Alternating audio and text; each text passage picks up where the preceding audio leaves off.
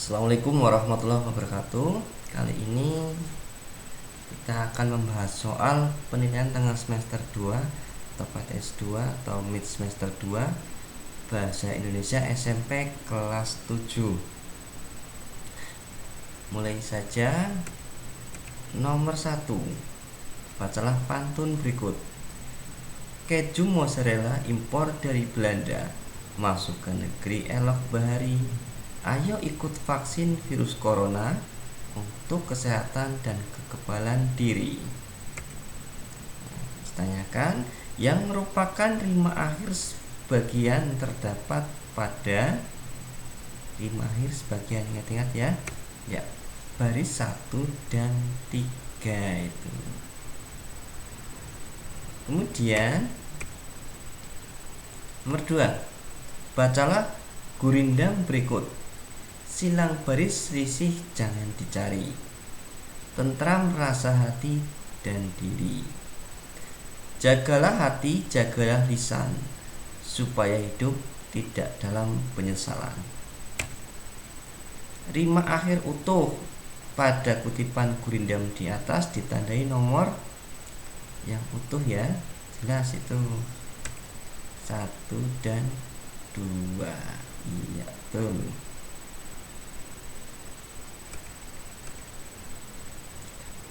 Bacalah gurindam berikut ini. Barang siapa mengenal akhirat, hidupnya pasti tidak akan tersesat. Jangan mengejar kesenangan dunia, karena itu hanya sementara. Ciri umum gurindam yang tercermin dalam gurindam di atas adalah, diingat lagi nanti di buku paket juga ada, tadi buku yang lain. Ya, ciri umumnya yang mana? Ya, yang terdapat 2 baris dalam satu bait. Kemudian terdapat 10 sampai 14 suku kata tiap baris. Bersajak AA, BB dan seterusnya. Perhatikan ya, baris 1 kan sajaknya belakang itu loh, T, T, AA ya. Itu yang keempat, baris pertama soal atau masalah ya. Kemudian baris kedua jawaban. Misalkan ini, barang siapa mengenal akhirat, hidupnya pasti tidak akan sesat. Ini bagian pertama itu soal, kemudian yang berikutnya yang kedua ini adalah jawabannya. Nomor 4. Bacalah pantun dan syair berikut untuk mengerjakan soal nomor 4 dan 5. Pantunnya, 1 tahun sudah COVID di negeri ini, banyak keluarga berpisah karenanya. Walaupun belajar di tengah pandemi, tekad dan semangat tetap membara. Itu pantunnya, saja sudah BAB ya. Kemudian syair, 3M berdengung di mana-mana, kita harus patuh karenanya. Memakai masker syarat utama, cuci tangan dan jaga jarak, tetap waspada. Perhatikan lima terakhirnya itu A semua ya. Nomor 4 ini, perbedaan pantun dan syair yang tampak pada kedua teks tersebut adalah, tadi sudah saya jelaskan ya, rima akhirnya, yang tadi yang pantun A B A B, yang syair A A A A ya. Kemudian nomor 5, persamaan pantun dan syair yang tampak pada kedua teks tersebut adalah, iya, 1 bait terdiri dari 4 baris ya. Kemudian soal ya nomor 67 bacanya sama. Tidur siang di atas dipan, mata terpejam karena lelah. Peganglah tiket masa depan, tiketmu adalah giat ke sekolah ya. Pantun ini ya. Kemudian kata dipan pada pantun tersebut bermakna apa? Iya, tempat tidur. Dipan sama dengan tempat tidur. 7. Nasihat yang terdapat pada pantun tersebut adalah, iya, berupa ajakan untuk rajin sekolah sebagai bekal masa depan. Ini yang baris 3 dan 4 itu ya. Selanjutnya ini ada pantun 1, pantun 2. Ikanilah sahabat berang-berang, saling melompat ke kanan dan ke kiri.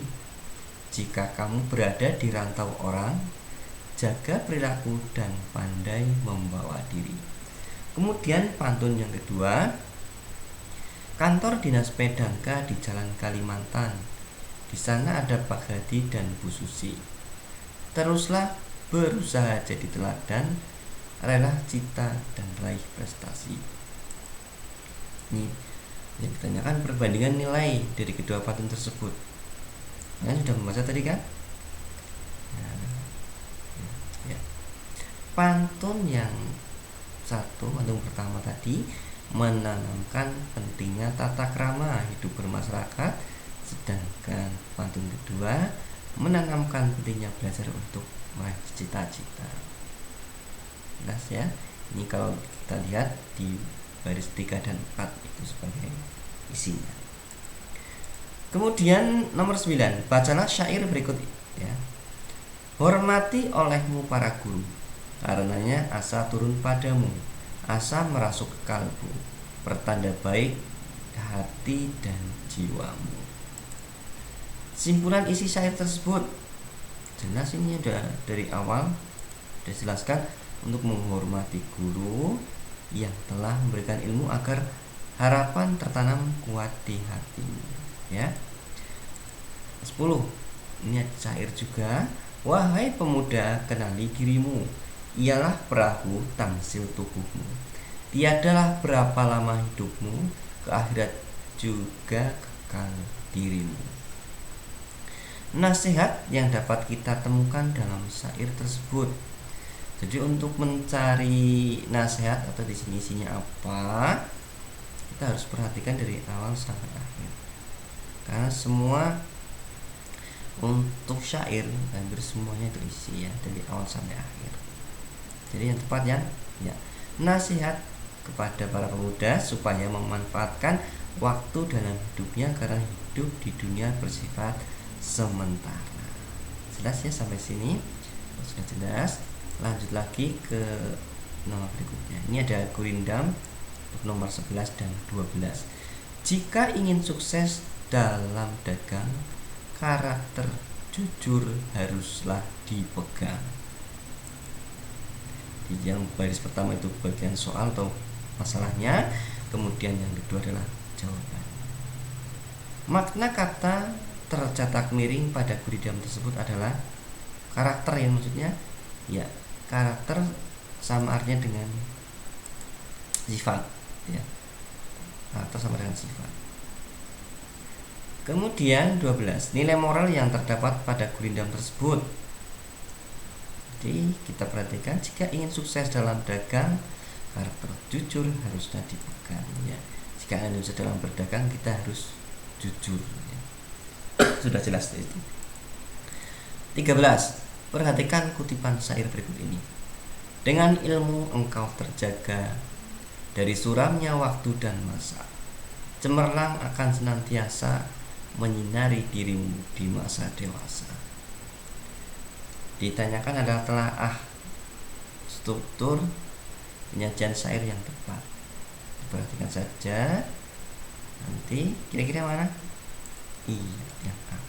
Setiap bait terdiri dari 4 baris. Namanya syair terdiri dari 4 baris. Kemudian 8 sampai 14 suku kata. Kita hitung saja. Dengan 2, ilmu 4, engkau 6, terjaga 9. Itu kan 8 sampai 14 suku kata. Itu cara hitungnya ya. Kemudian bersajak AAA. Kita perhatikan belakangnya sama enggak? Ya kalau sama berarti semua baris adalah isi iya. Jadi dari syair adalah semua baris adalah isi. Beda dengan pantun yang baris 1, 2 sampiran, yang 3, 4 baru isinya. Selanjutnya untuk nomor 14 dan 15. Ini bacanya sama. Ada syair ya ini ya. Ke sekolah luruskan niatmu, tekadkan hati mencari ilmu. Tak ada rugi belajar tiap waktu, supaya baik masa depanmu. Kemudian selanjutnya adalah jika kamu memiliki mimpi, datanglah untuk belajar di sini. Bisa jadi bekal untuk diri, pasti akan berguna di masa nanti. Ditanyakan adalah kalimat ajakan yang terdapat pada syair tersebut ditandai. Ini ada 2 syair bisa ya, yang berupa ajakan ya. 1, 2, 6. Yang pertama, ke sekolah luruskan niatmu. Ini mengajak untuk luruskan niat bila ke sekolah. Yang kedua, tekadkan hati mencari ilmu ya, artinya harus bertekad. Yang keenam, datanglah untuk belajar di sini. Itu kan mengajak, datanglah gitu ya. Selanjutnya untuk nomor 15, pilihan kata bersifat simbolik yang terdapat pada syair tersebut adalah ya, simbol ya, namanya simbol ya, mimpi ya. Jadi jika kamu memiliki mimpi, mimpi itu simbol dari cita-cita, keinginan kita apa gitu ya. Kemudian nomor 16 ada gurindam. Sebelum berbicara pikir dahulu, agar tak melukai hati temanmu. Kalau berbicara semaumu, tentulah banyak orang yang membencimu. Mudah pesan di situ. Struktur penyajian gurindam di atas adalah ya, kita harus tahu ciri-ciri gurindam itu apa. Ciri gurindam ya 2 baris. Kalau syair dan pantun itu 4 baris, gurindam ciri khasnya adalah 2 baris dalam 1 bait. Kemudian terdapat 10 sampai 14 suku kata tiap barisnya. Yang selanjutnya adalah bersajak AA. Jadi baris 1 dan 2 itu sama rimanya, sajaknya. Nah, kemudian BB berarti baris selanjutnya yang 1 2 beda lagi ya. Tapi belakangnya rimanya sama. Jadi kan ya. Jadi intinya baris 1 dan 2 itu harus sama gitu ya. Kemudian baris pertama berisi masalah atau soal ya. Nah, itu contohnya sebelum berbicara pikir dahulu. Nah, itu kan soal. Nah, jawabannya apa? Agar tak melukai hatimu. Itu ya. Selanjutnya yang ada gurindam juga, apabila telinga terpelihara, kabar yang jahat tiadalah dirasa. Jenis kalimat yang digunakan pada gurindam di atas ya, hubungan syarat. Namanya syarat ini di sini apabila ataupun jika ya. Apabila itu kan berupa hubungan syarat. Akibat majemuk berhubungan syarat itu ya. Selanjutnya nomor 18 itu pantun. Kalau Anissa sedang menyanyi, semua orang pasti terkesima. Jika corona enyah dari muka bumi, guru dan murid pasti bersuka cita. Pantunnya, telaah strukturnya. Lagi-lagi ini telaah struktur. Jadi kalau untuk menelaah struktur, kita harus tahu ciri-cirinya juga seperti apa. Jawabannya yang A ya. Terdiri dari 4 baris, 1 baitnya, 8 sampai 12 suku kata tiap baris, sajaknya ABAB, baris 1 2 sampiran dan baris 3 adalah isi. Selanjutnya nomor 19, penghasil batik di Yogyakarta. Kalaulah Brebes penghasil beras. Berusahalah terus mengejar cita sambil berdoa dan kerja keras. Kalimat saran di situ ya. Namanya saran.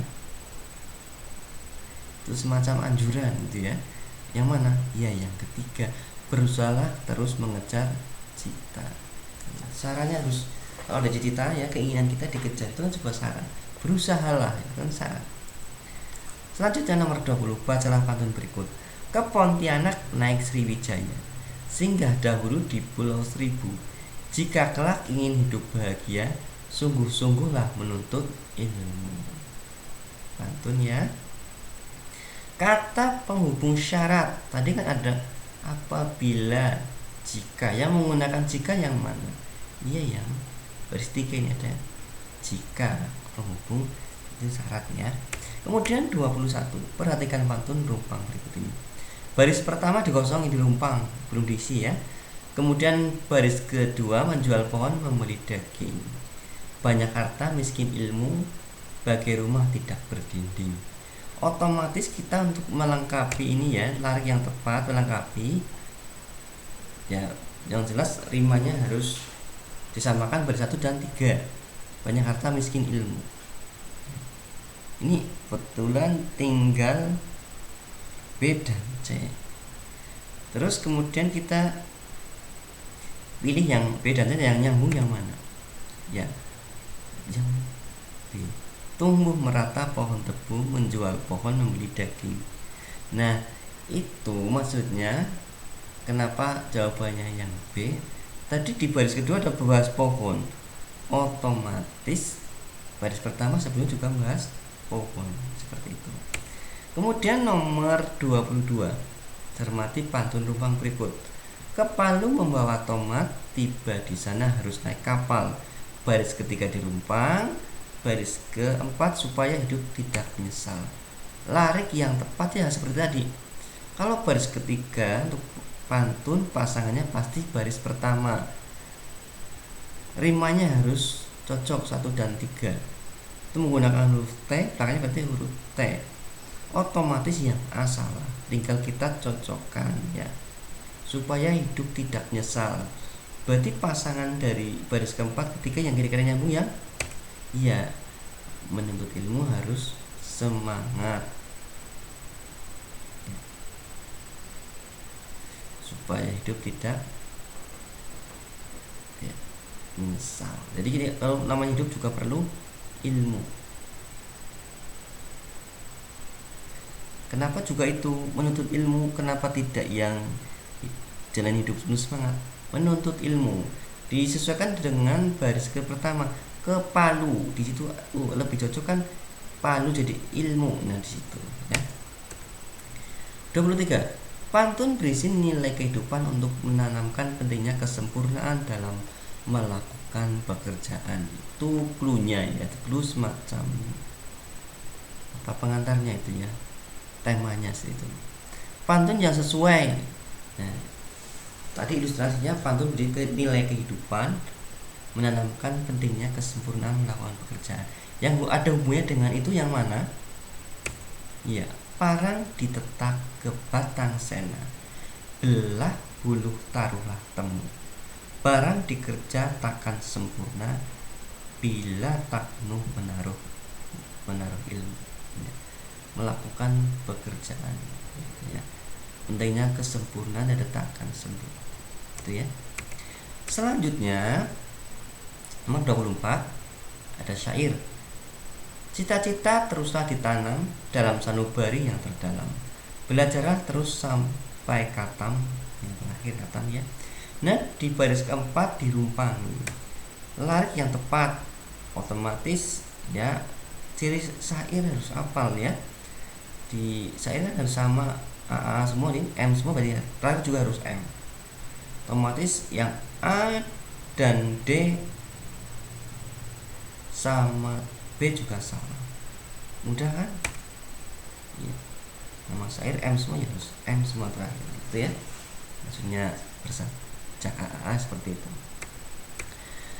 Nomor 25 ada ilustrasi. Syair digunakan untuk memberikan nasihat kepada anak supaya rajin belajar. Belajar itu penting karena begitu banyak ilmu tersedia dan itu sangat berguna bagi masa depan. Syair yang sesuai dengan ilustrasi. Kita baca ilustrasinya tadi. Ada hubungan. Jawaban harus berhubungan dengan ilustrasinya. Kalau tidak berhubungan dengan ilustrasi pasti salah.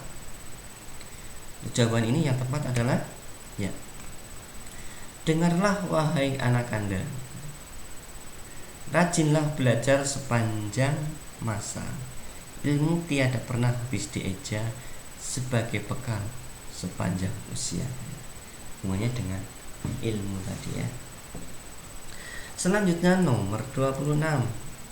Ini ada gurindam rumpang ya.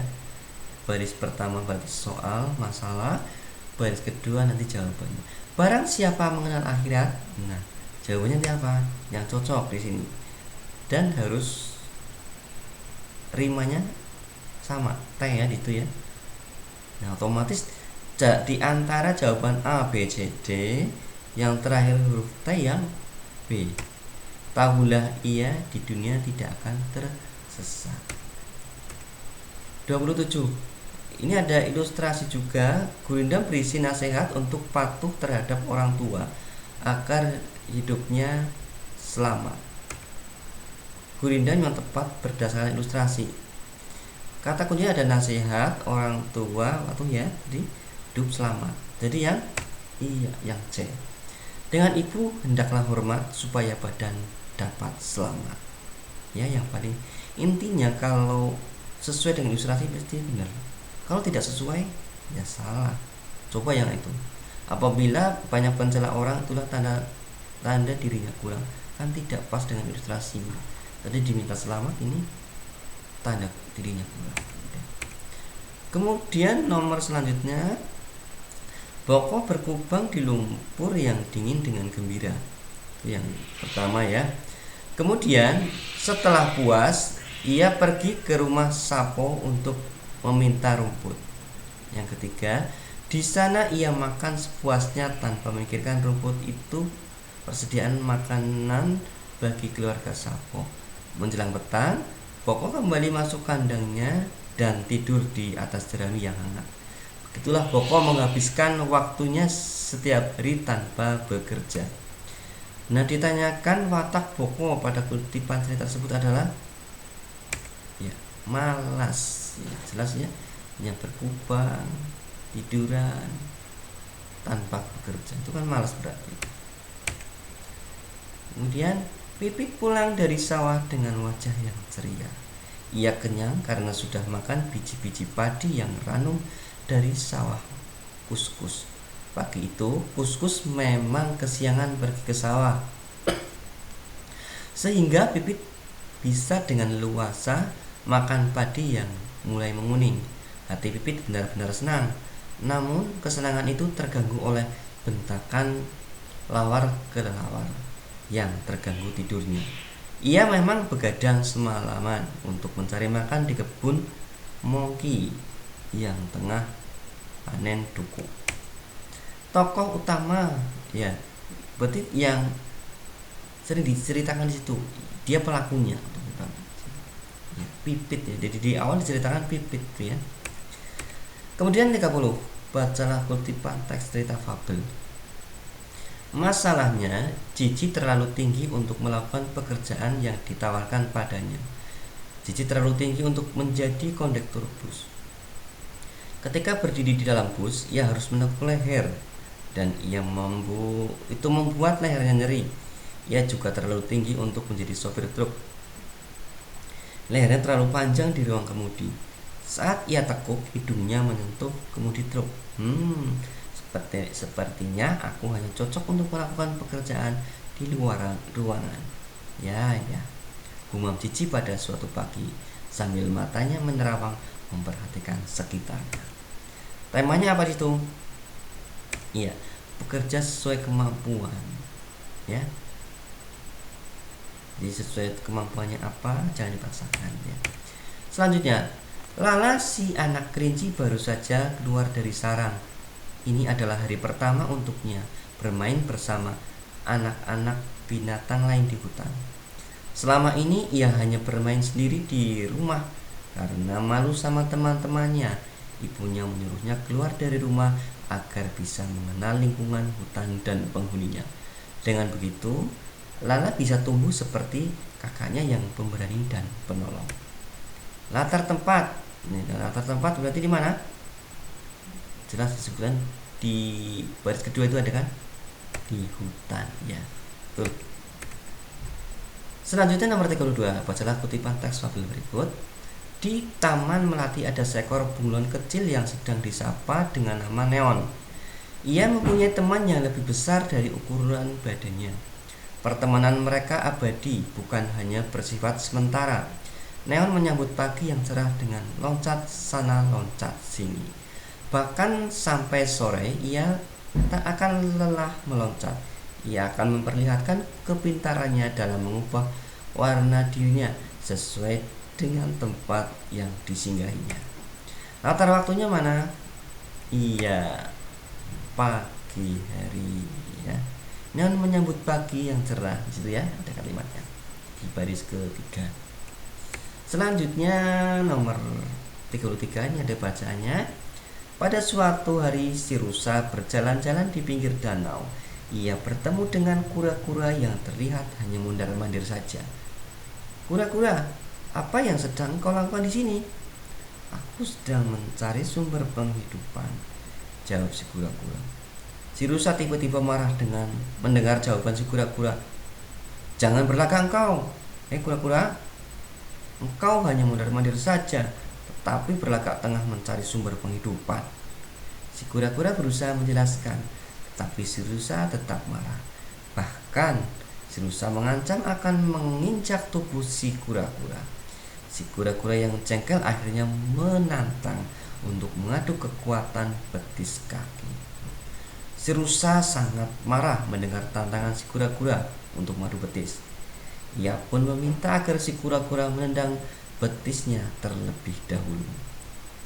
Tendanglah sekeras-kerasnya, semampu yang engkau bisa lakukan. Si kura-kura tidak bersedia melakukannya. Katanya, jika aku menendang betismu, engkau akan jatuh dan tidak bisa membalas menendangku. Sumbernya itu ya. Ditanyakan nomor 33 itu dari kutipan cerita tersebut latar suasana. Suasananya bagaimana?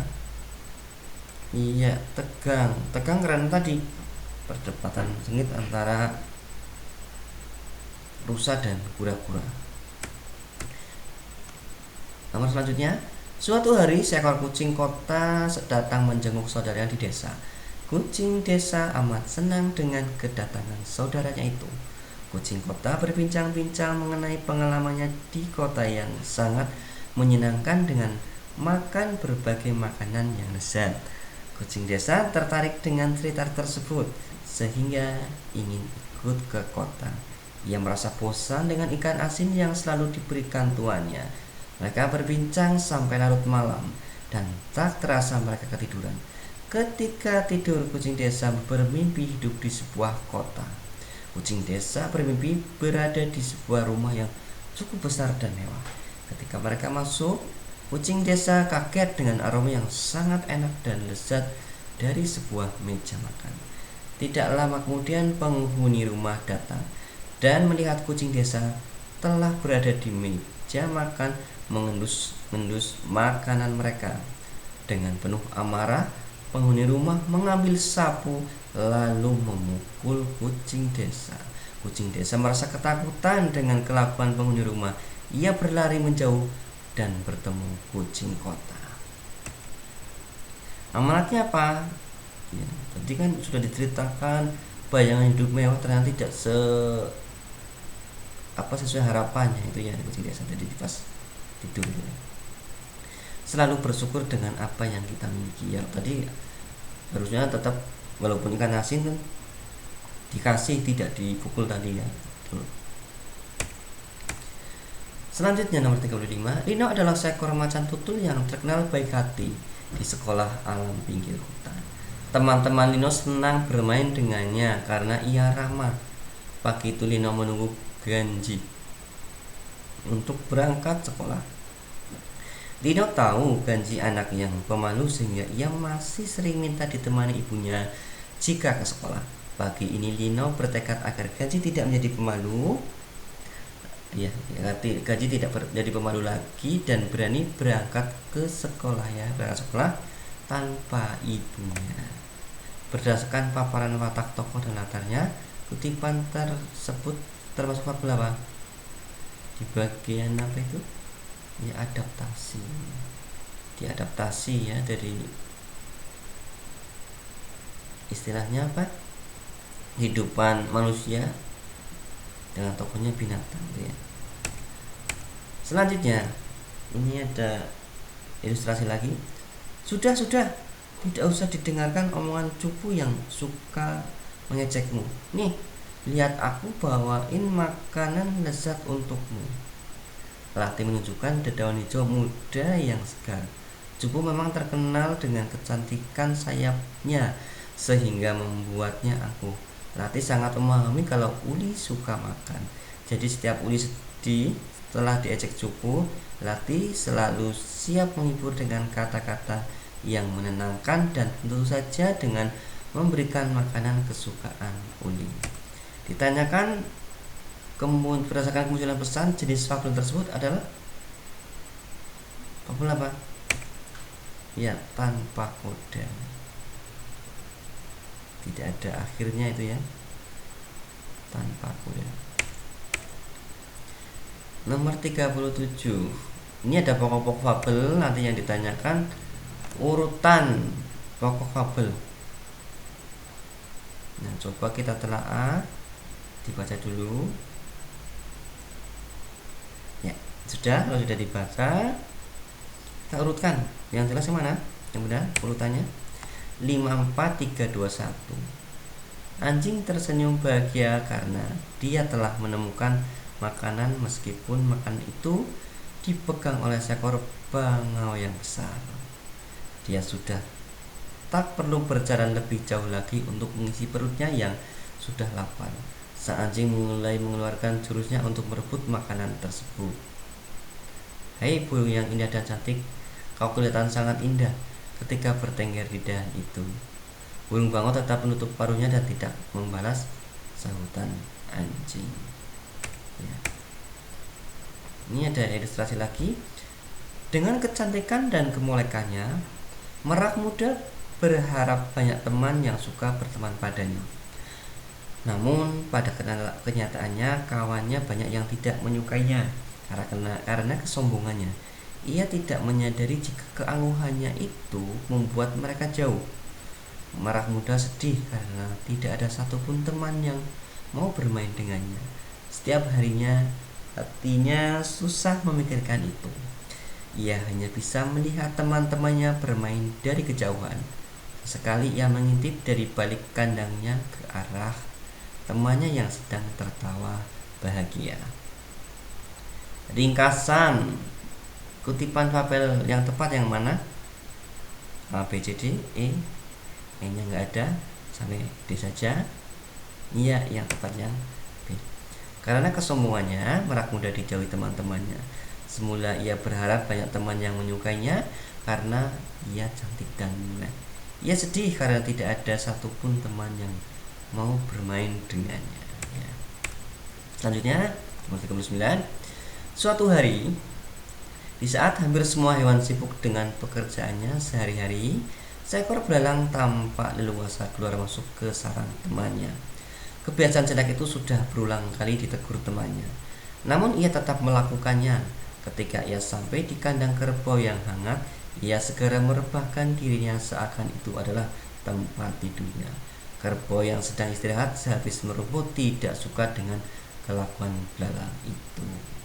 Isi yang dapat disimpulkan dari fabel tersebut adalah, jelas itu tadi ya ceritanya. Ya, kita harus beretika. Jadi taatilah etika saat bertamu. Jadi tidak boleh seenaknya sendiri sebelum dipersilakan. Nomor 40. Sore itu matahari tepat di atas pohon-pohon nyur di barat sana. Langit mulai berwarna kekuningan. Burung nuri masih terbang ke sana kemari mencari anaknya yang sejak siang tadi belajar terbang. Tiap tempat ia datangi tapi belum juga ia temukan. Itu merupakan bagian apa? Iya, jelas. Bagian orientasi, bagian pendahuluan awalnya. Selanjutnya nomor 41. Ngong hanya terdiam sambil memerhatikan temannya dari jauh. Ia melihat Nging tampak begitu rakus. Tubuhnya yang gemuk tampak makin gempal memerah. Ia terus menggigit sang bayi sambil memicingkan matanya pada Ngung, seolah mengejeknya sebagai pengecut. Tiba-tiba sang bayi menangis dan ibunya terbangun mencari penyebab tangis anaknya. Sang ibu melihat seekor nyamuk hingga lekat di pipi buah hatinya. Segera tangannya bergerak ke arah Nginging. Nginging merasa kasihan melihat temannya terancam. Ia berteriak berusaha mengingatkannya. Saya Nginging kekenyangan, dan dia pun tak kuat menerbangkan badannya. Kutipan cerita tersebut dalam teks fabel termasuk struktur apa? Ya, komplikasi. Sudah ada muncul masalah itu ya. Jadi akibat tadi ibaratnya harusnya gigit itu seperlunya, tapi karena kekenyangan nggak bisa terbang. Masalah. Berikutnya, untunglah saat itu ada seekor kupu-kupu yang terbang melintas. Kemudian kupu-kupu menjulurkan sebuah ranting ke arah semut. Semut, peganglah erat-erat ranting itu. Nanti aku akan mengangkat ranting itu. Lalu sang semut memegang erat ranting itu. Si kupu-kupu mengangkat ranting itu dan menurunkannya di tempat yang aman. Penggalan cerita tersebut merupakan bagian resolusi. Jadi ada masalah, dicarikan solusinya apa. Jadi semacam pemecahan masalah di situ. Jadi ada semut yang butuh bantuan. Tadi kupu-kupu menjulurkan ranting sebagai solusinya untuk dia bisa berjalan, yang semut tadinya. Selanjutnya nomor 43. Sejak itu kancil menjadi binatang yang sangat baik. Ia tak lagi berbuat iseng seperti yang pernah ia lakukan pada beruang dan binatang-binatang lainnya. Memang kita harus berhati-hati kalau bertindak. Jika tidak hati-hati akan celaka. Jika kita hati-hati akan selamat, bahkan bisa menyelamatkan orang lain. Nah, kutipan cerita tersebut dalam teks fabel termasuk struktur bagian apa? Iya, jelas itu bagian penutupnya. Sejak itu kancil menjadi binatang yang sangat baik. Bukan menutupnya, diceritakan kenapa itu ya. Selanjutnya nomor 44. Pada zaman dahulu di sebuah telaga di daerah Kalimantan Barat tersebutlah seekor tupai bersahabat dengan seekor ikan gabus. Persahabatan tersebut sangatlah kuat. Pada suatu hari ikan gabus jatuh sakit. Badannya sangat lemah. Dengan setianya si tupai menemui temannya itu. Sudah beberapa hari si ikan gabus tidak enak makan. Maka si tupai berusaha membujuknya. Namun si ikan gabus hanya mau makan kalau diberi makan hati ikan hiu. Nah, orientasinya bagian apa? Deskripsi latar itu kan ada zaman dahulu, latarnya latar waktu zaman dulu. Di telaga itu latar tempatnya itu ya. Kemudian di hutan, ini nomor 45, ilustrasinya beda lagi. Di hutan yang rindang hidup seekor anak landak yang merasa kesepian. Landi namanya. Landi tidak mempunyai teman karena teman-temannya takut tertusuk duri tajam yang ada di badannya. Maaf Landi, kami ingin bermain denganmu, tapi durimu sangat tajam, kata Cici dan teman-temannya. Tinggallah Landi sendirian. Ia hanya bersedih ya. Mengapa mereka tidak mau berteman dan bermain denganku? Padahal tidak ada seekor binatang pun yang pernah tertusuk duriku, gumam Landi. Hari-hari berikutnya Landi hanya melamun di tepi sungai. Andai saja semua diriku ini hilang, aku bisa bebas bermain dengan teman-temanku, kata Landi dalam hati. Landi merasa tidaklah adil hidupnya ini, selalu dijauhi teman-temannya. Komplikasinya diawali dengan apa itu? Iya, itu konflik batin di dalam diri Landi tadi. Mengapa dia punya duri, jadi teman-temannya, tapi dia diungkapkan dalam hati. Jadi konflik batin. Selanjutnya nomor 46, ilustrasinya berbeda lagi juga. Fani adalah burung nuri yang lincah dan periang. Saat terbang, ia menyanyikan lagu-lagu gembira. Begitu pula saat mencari makan, tak lupa ia bernyanyi. Wajahnya selalu berseri saat bertemu teman-temannya. Ya, ditanyakan adalah nomor 46 ini. Pengembangan penokohan fabel tersebut dilakukan dengan kegiatan tokoh, deskripsinya. Ya, kegiatannya tadi nyanyi lagu gembira, ya itu ya. Selanjutnya nomor 47. Kalimat yang pertama satu itu, sang kupu bercerita panjang lebar pada silaba hitam bahwa ia sebenarnya berasal dari ulat yang menakutkan. Yang kedua, ketika masih dalam bentuk ulat, teman-temannya menjauhi termasuk sang kancil. Yang ketiga, dia juga bercerita ketika masih menjadi kepompong, ia terus diejek oleh si jalak hijau. Namun ia bersabar sampai sama kuasa mengubah dirinya menjadi kupu-kupu cantik seperti sekarang. Kesalahan tulisan kata sandang ya, yang mana itu? Yang ketiga. Tadi yang ini kan tadi sang kupu-kupu. Kemudian ada lagi sang, jadi si jalak ya, dia juga tentang ketika menjadi pompong, si jalak hijau. Oke ya.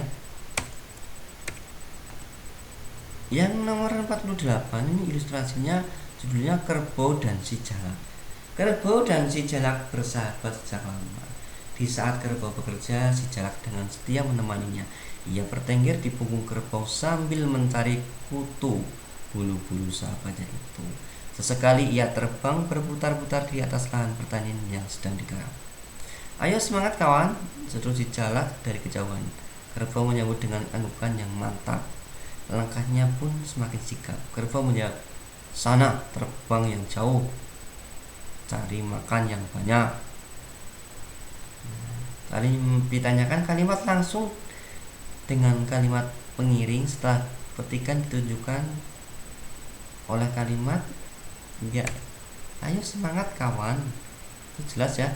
Ciri kalimat langsung adalah ini, ada tanda petik di sini ya. Sini. Ya. Jelas? Karena sudah jelas, lanjut. Nomor 49. Sang belalang heran dengan apa yang dilakukan semut. Lalu ia bertanya kepada salah satu semut tentara yang sedang berjaga di dekat para semut pekerja. Kenapa kalian membawa makanan yang sangat banyak itu masuk ya? Masa kenapa kalian membawa makanan yang sangat banyak itu masuk ke sarang kalian? Sang semut menjawab, kami melakukannya agar kami tidak kelaparan saat musim dingin tiba. Perbaikan kalimat langsung yang digaris bawah tadi ya. Semut menjawab, kami melakukannya agar kami tidak kelaparan saat musim dingin tiba. Ya. Perhatikan ya, ya. Yang A salah ini nggak ada titik 2, yang B juga salah titik koma. Nah,